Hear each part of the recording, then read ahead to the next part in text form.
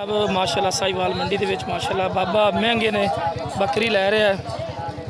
और दो बच्चों की बकरी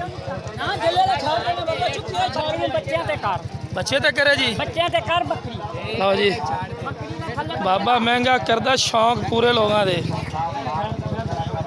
लो जी लो बाबा महंगा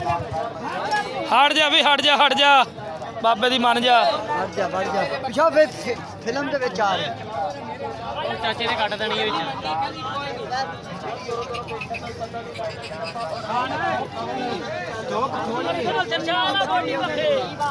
ਹੁਣ ਗੱਲ ਮੈਂ ਕੋ ਖਿੱਚ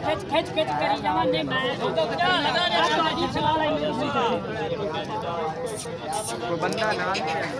ਕੀ ਆ 5-10 ਨਾਲ ਮਹਿੰਗੀ ਵੀ ਨਹੀਂ ਹੁੰਦੀ इदा इदा ही बाबा ਹਾਂ ਲੱਗ ਕੇ ਪਿਛਾ ਕੀ ਹਟਣਾ ਜਾਂ ਉਸ ਪਾਰ ਜਾਂ ਉਸ ਪਾਰ ਆ ਦੇਖ ਲੈ ਜਵਾਨਾ ਆਖਿਆ ਬਾਬਾ ਦੇ ਮੋਲਾ ਇੱਥੇ ਵੀ ਨੂੰ ਮੰਗ ਲੈ 5 ਹੋਰ ਪਾਲਾ ਚੀਜ਼ੀ ਲੱਗ ਲਾਇਆ ਪਾਸ ਕਰ ਉਹਨੇ ਛੱਡਵਾ ਆ ਪਾਸ ਕਰ ਜੇ हाँ जी ਬਾਬੇ 5 ਜਣਾ ਸਹੀ ਛੱਡ ਦੇ ਦੇਨ ਮੇਰਾ ਫਰੈਸ਼ ਹੈ ਜੇ ਸਹੀ ਹੋ ਉਹ ਫਰੈਸ਼ ਹੋ ਗਿਆ ਦੇਖ ਉਹ ਛੜੀ ਦੇਖਦਾ ਦਿੰਦੇ ਤੁਰ लो जी बाबा महंगे का सौदा नहीं बने ਯਾਰ ਦੋ ਕਿੰਨੇ ਮੈਂ 5 ਨਹੀਂ ਬਾਬੇ ਵਾਲੀ ਮੇਰੀ ਸੋਚ ਨਹੀਂ ਆਈ ਉਹ ਪੱਟੀ ਦੀ ਝਾੜ ਗਈ ਉਹ ਮੁੱਲ ਸੋਹਣਾ ਇਹਦਾ ਖਲੋ ਕੇ ਮੁੱਲ ਸੋਹਣਾ की फाइनल किते तू